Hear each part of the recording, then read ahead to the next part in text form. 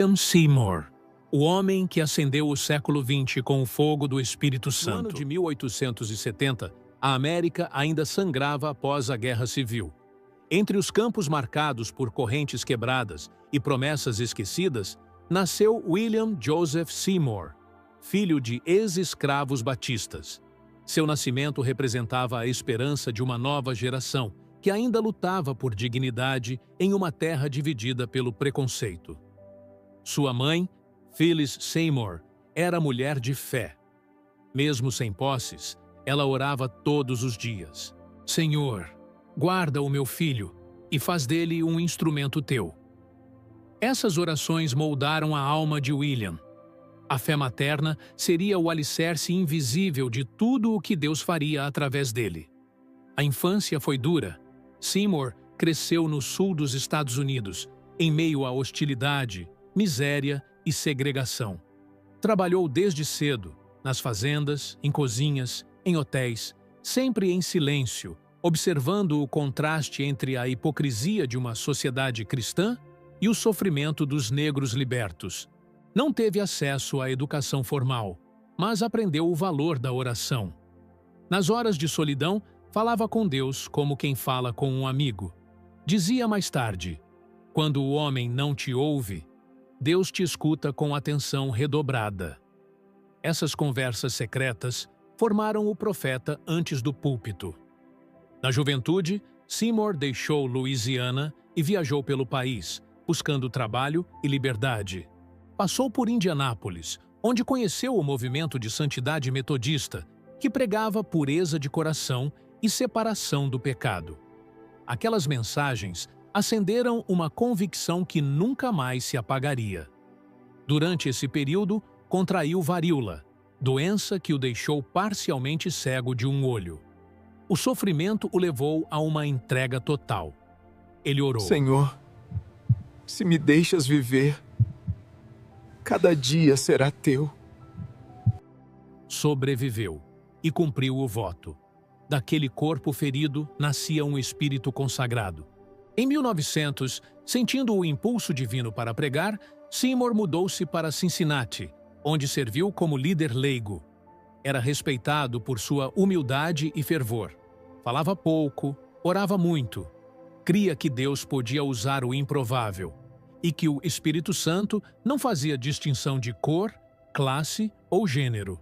Na virada do século, ouviu falar de um pregador chamado Charles Fox Parham, que em Topeka, Kansas, ensinava sobre o batismo com o Espírito Santo e o falar em outras línguas. Seymour reconheceu naquele ensino algo profético. Desejou aprender e foi para Houston, Texas, onde Parham abrira uma escola bíblica. Mas havia um problema.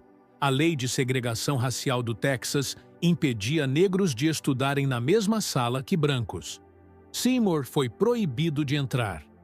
Mesmo assim, Parham permitiu que ele ouvisse as aulas sentado no corredor, do lado de fora, com a porta entreaberta. Era a imagem viva da injustiça e da perseverança. Enquanto outros discutiam teologia, Seymour chorava em silêncio. Anotava cada palavra que ouvia. Jejuava. Buscava a presença de Deus até altas horas. Ele dizia: a distância da porta não me separa do Espírito. Naquele corredor, um avivamento começou a ser gestado no invisível. Parham ensinava que o batismo com o Espírito seria acompanhado por línguas.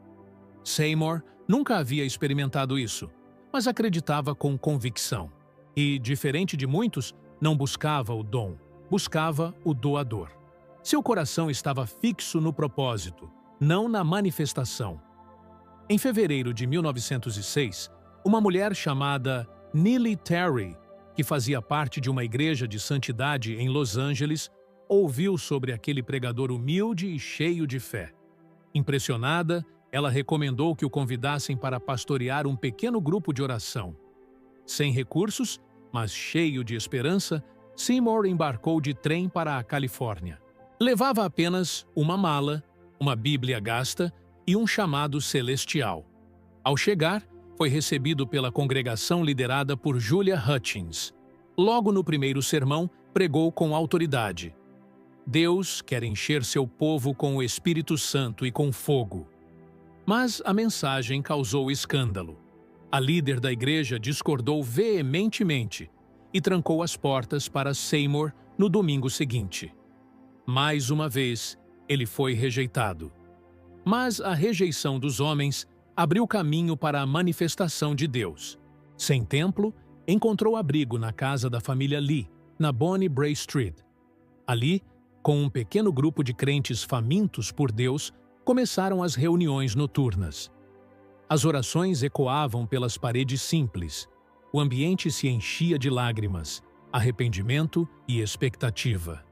Durante semanas, Seymour pregou sobre arrependimento, santidade e o poder do Espírito. A princípio, nada extraordinário acontecia, mas ele não desistia. Orava diariamente por horas. Cria que o batismo viria, não como espetáculo, mas como cumprimento da promessa divina. No dia 9 de abril de 1906, enquanto oravam, Edward Lee, um dos participantes, pediu que Seymour impusesse as mãos sobre ele. Lee começou a falar em novas línguas. Outros foram tomados pelo mesmo poder. O Espírito Santo desceu com força irresistível. A casa inteira foi abalada. O avivamento havia começado. As ruas ao redor se encheram de curiosos. Alguns caíam de joelhos na calçada. Outros entravam chorando. A presença de Deus era palpável. Os vizinhos chamaram a polícia, achando que a casa desmoronaria. Mas o que caía ali não eram paredes, eram corações. Nos dias seguintes, dezenas se converteram. Brancos, negros, ricos e pobres se abraçavam em lágrimas. A barreira racial se dissolvia diante da glória de Deus. Era algo inédito. A notícia se espalhou e a pequena casa não comportava mais as multidões. Era hora de dar um passo adiante. Seymour, com serenidade e fé, conduziu o grupo a um prédio abandonado, em 312 Azusa Street, um antigo estábulo. Ali, o chão era de terra, os bancos improvisados com tábuas e caixotes. Mas havia algo que nenhuma catedral possuía: a presença manifesta do Espírito Santo. O ano era 1906. No número 312 da rua Azusa, em Los Angeles, o estábulo abandonado se tornara uma morada de glória. O cheiro de madeira velha e o pó da terra não afastavam ninguém. Pessoas vinham de toda parte, atraídas por algo que não sabiam explicar. Um fogo que queimava sem consumir. O culto começava simples, sem instrumentos, sem programa. Oravam, cantavam, esperavam. E então o Espírito Santo se movia. Homens e mulheres falavam em novas línguas. Outros caíam em arrependimento e enfermos eram curados. Tudo acontecia sem manipulação, apenas sob o domínio divino. Seymour permanecia sentado atrás de uma caixa de madeira usada como púlpito. Muitas vezes, escondia o rosto ali por horas, em profunda oração. Não buscava ser visto, buscava que Deus fosse sentido. Ele dizia: "A santidade é a face visível do Espírito Santo em nós." As reuniões aconteciam 3 vezes por dia, sem interrupção. Não havia ensaio nem agenda, apenas a presença. O testemunho de um despertava a fé do outro. Um visitante relatou: a atmosfera era tão carregada da glória de Deus que era impossível entrar e não chorar. Entre os frequentadores estavam pessoas de todas as raças e denominações. Brancos e negros oravam lado a lado, algo inaceitável para a sociedade americana da época. Enquanto o país ainda segregava, Azusa unia. Era uma contracultura celestial em pleno início do século XX. O jornal Los Angeles Times noticiou em tom de escárnio: estranhos cultos realizados por um negro cego de um olho e seus seguidores histéricos. Mas o que o mundo ridicularizava, o céu aplaudia. O avivamento havia ultrapassado as paredes e tomado a cidade. Seymour não se ofendia com as críticas. Dizia apenas: se o Espírito é verdadeiro, o tempo provará. E o tempo provou. Centenas eram salvos, e missionários saíam dali para outros estados e países. A chama de Azusa começava a cruzar oceanos. Entre os que foram profundamente marcados estavam Charles Harrison Mason, fundador da Church of God in Christ, Florence Crawford, que levou o movimento para o noroeste americano, e Gaston B. Cashwell, cujo ministério acendeu o fogo pentecostal no sul dos Estados Unidos. Cada um deles espalhou a chama em novas direções. Outros viajantes vindos do exterior também foram tocados. De Azusa, o avivamento alcançou a Escandinávia, Inglaterra, África do Sul e logo o Brasil, onde missionários pentecostais chegariam poucos anos depois. O que nasceu em um estábulo se tornava o berço do movimento pentecostal mundial. Seymour, porém, não era um organizador. Era um homem de oração. Rejeitava fama, posição ou lucro. Recusava-se a colocar o nome dele em qualquer ministério.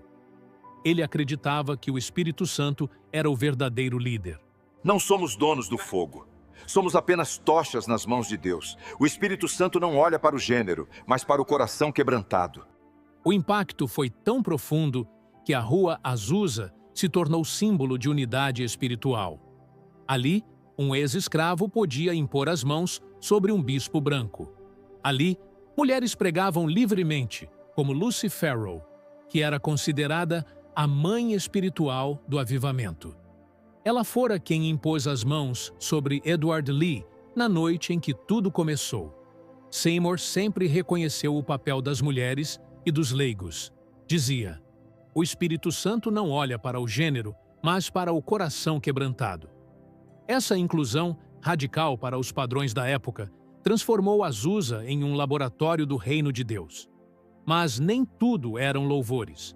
Em 1907, Charles Parham, o antigo mentor de Seymour, visitou o avivamento e o criticou duramente. Chamou os cultos de fanatismo e condenou a mistura racial. Seymour, magoado, respondeu com mansidão: "O amor é o selo do Espírito. Onde o amor não reina, o Espírito não habita." Após essa cisão, muitos seguidores de Parham se afastaram. Mas Seymour continuou, sustentando os cultos com simplicidade e poder. A oposição apenas purificou o movimento. A presença de Deus permanecia constante e a mensagem se tornava mais centrada em Cristo. Em meio àquela chama viva, surgiu também um laço de amor. Entre as cooperadoras de Azusa estava Jenny Evans Moore, uma jovem de grande fé que tocava piano e liderava louvor espontâneo. Ela havia sido uma das primeiras a falar em línguas, na casa da Bonnie Bray Street. Jenny e William se aproximaram em oração e respeito mútuo. Em maio de 1908, casaram-se em uma cerimônia simples, celebrada entre irmãos do movimento. Ela se tornaria sua fiel companheira e parceira de ministério. O casal nunca teve filhos biológicos, mas gerou incontáveis filhos espirituais. Após o casamento, Jenny assumiu o papel ativo no avivamento, pregando, dirigindo cultos e cuidando da música. Os dois viviam modestamente, dependentes de ofertas, mas com o coração satisfeito. Seymour costumava dizer: "Se temos o Espírito, temos tudo o que precisamos." A convivência deles era marcada por amor e oração.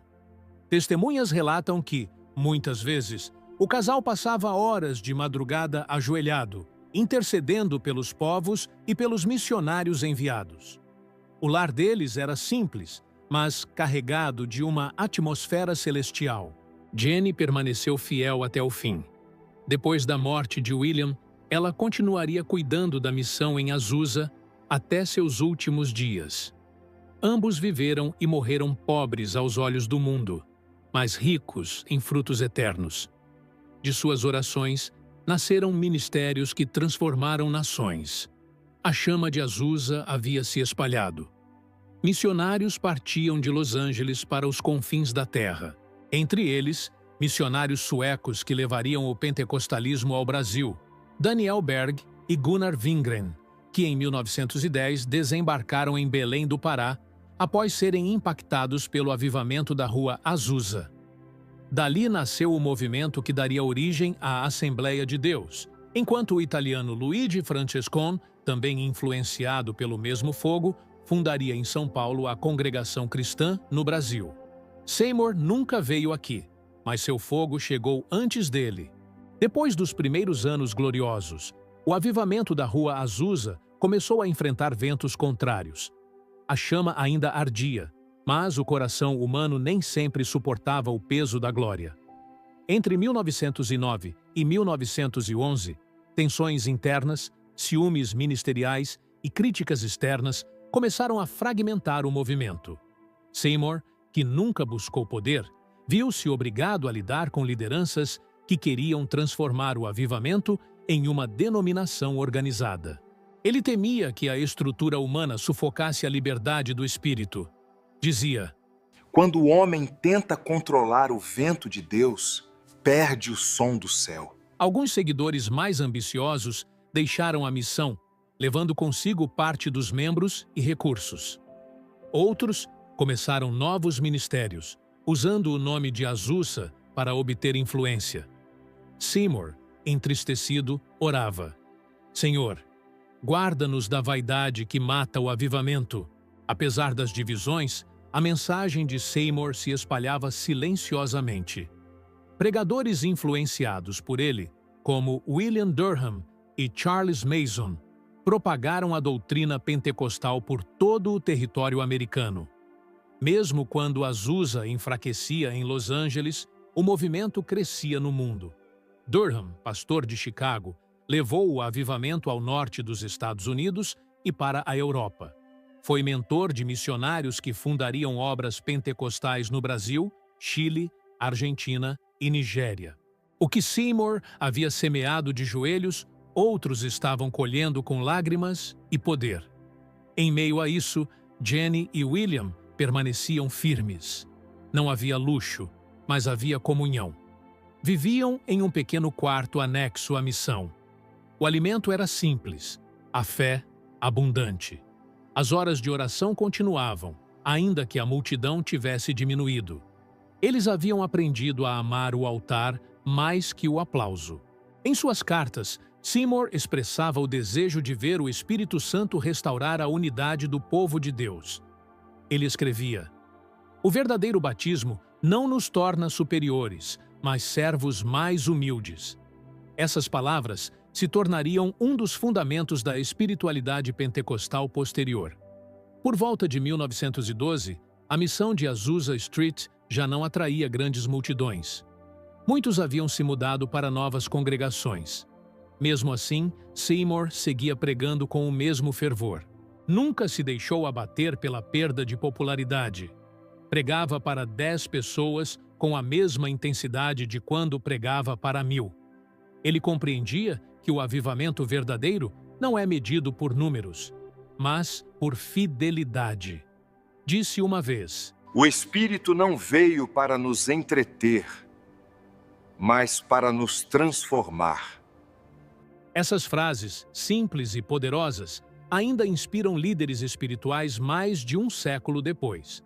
O casal também enfrentou dificuldades financeiras. Houve períodos em que faltou até alimento. Mesmo assim, recusavam ajuda que pudesse comprometer a integridade da missão. Preferiam confiar na providência divina.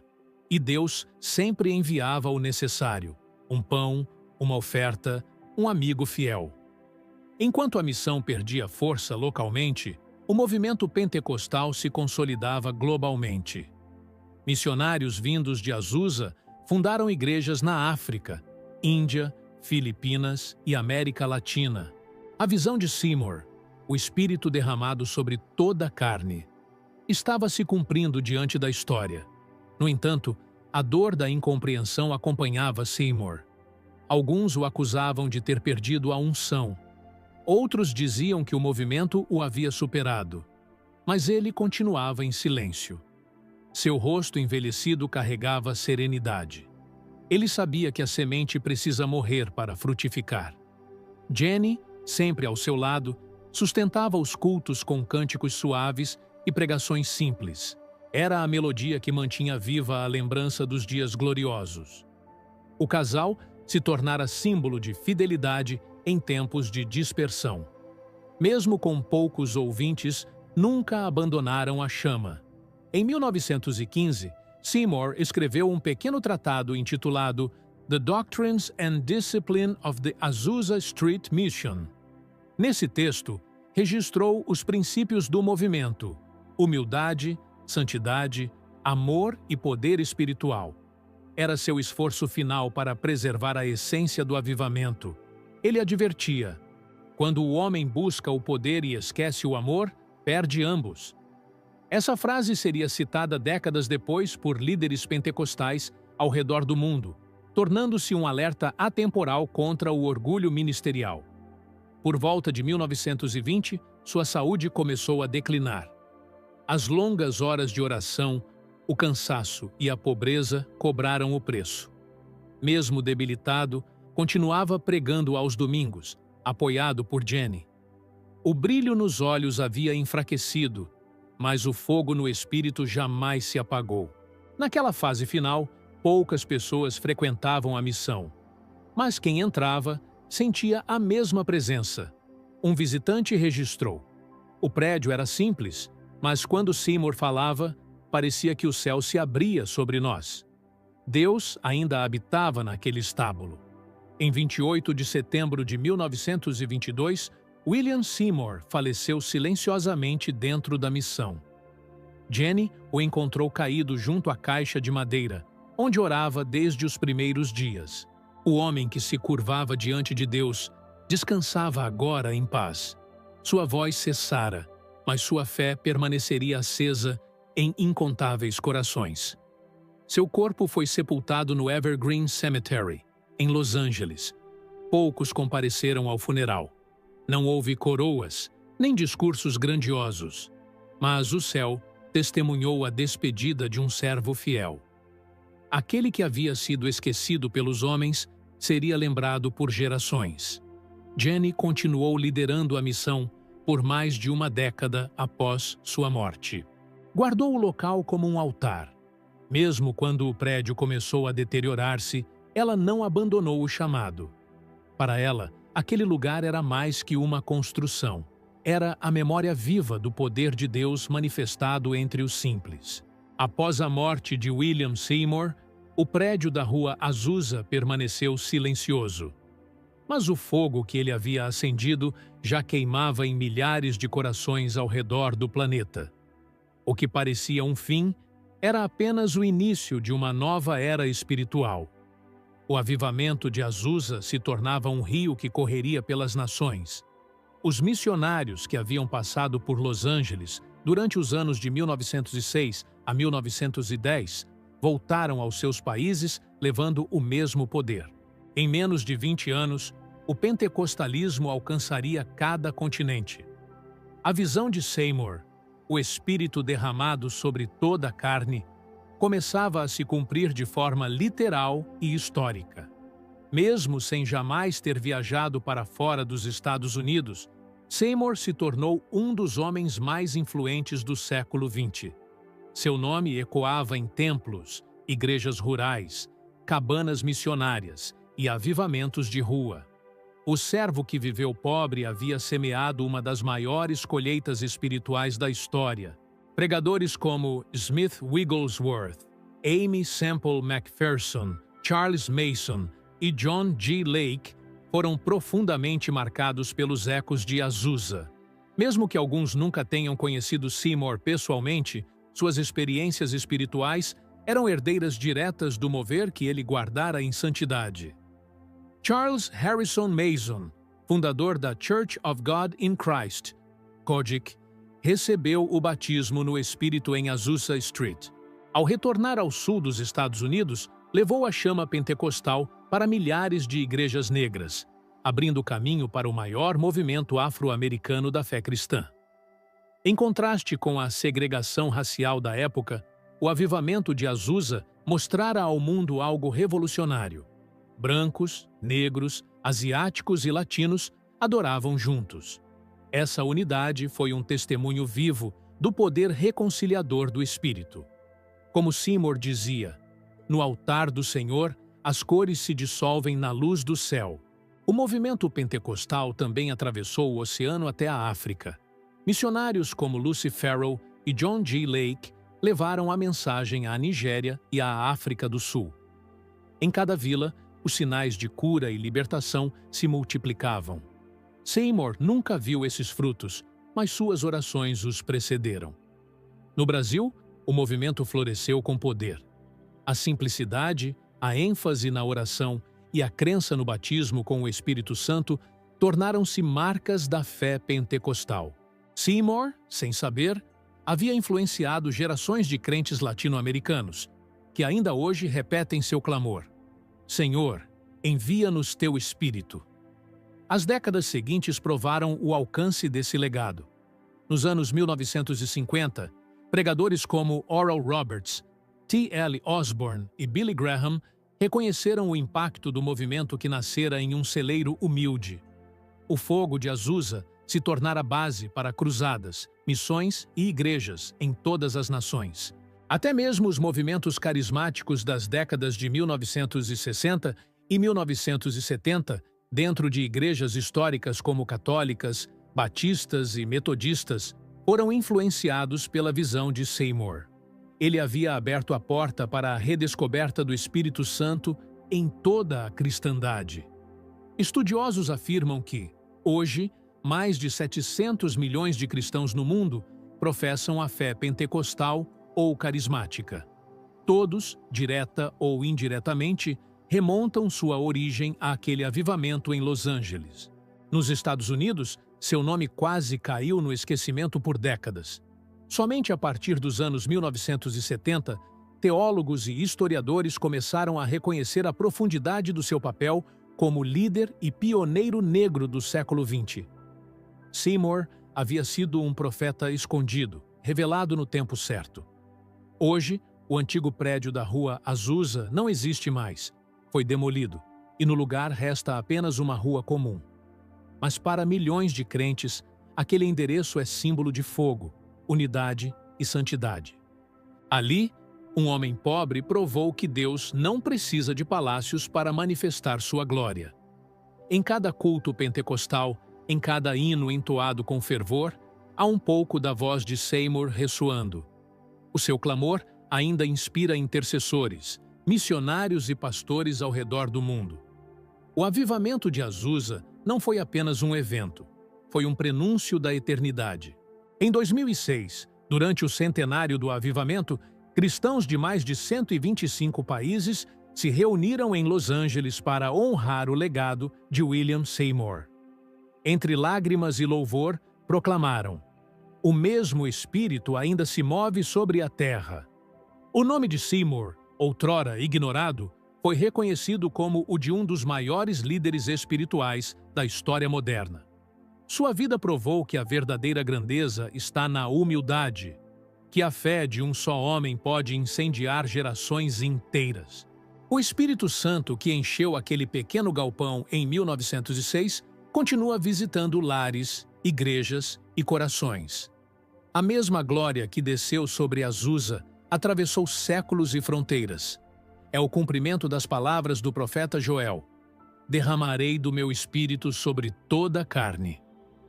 Seymour nunca deixou herdeiros biológicos. Seu casamento com Jenny não teve filhos. Mas espiritualmente, gerou milhões. Cada cristão cheio do Espírito é, de certa forma, descendente daquele servo fiel. Assim, a história de William J. Seymour permanece como uma das mais belas provas de que Deus escolhe os improváveis para realizar o impossível. De um homem de um olho só, nasceu uma visão celestial. De uma sala humilde, surgiu um movimento que transformou o mundo, e o fogo ainda arde. Seu testemunho desafia a igreja de hoje a manter a simplicidade, a comunhão e o amor acima da estrutura. Seymour lembrava: a santidade é o perfume do Espírito em um coração rendido. Essa pureza foi a força invisível por trás do avivamento.